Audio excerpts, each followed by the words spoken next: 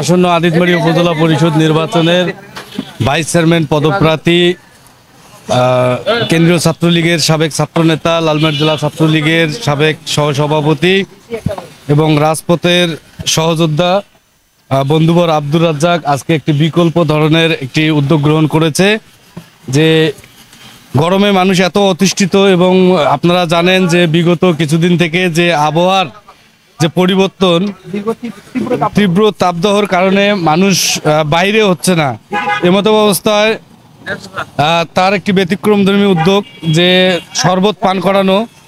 আসলে মূলত বিষয়টি হচ্ছে এতেই প্রমাণিত হয় যে আগামী দিনের তার যে স্বপ্ন বুকে যে লালিত হচ্ছে, যে একটি মানে আদিতমারি উপজেলা পরিষদের সে ভাইস চেয়ারম্যান পদপ্রার্থী আগামী দিনে এই যে আজকে তার যে ভিন্নধর্মী যে একটা প্রচেষ্টা, এতেই প্রমাণ হয় যে তাকে যদি আপনারা ভোট দিয়ে নির্বাচিত করেন তাহলে জনগণের পাশে আরও বিভিন্ন ধরনের ব্যতিক্রমী উদ্যোগ নিয়ে যেগুলো আমরা কল্পনা করি না সেগুলো কিন্তু তার মাথায় কাজ করে।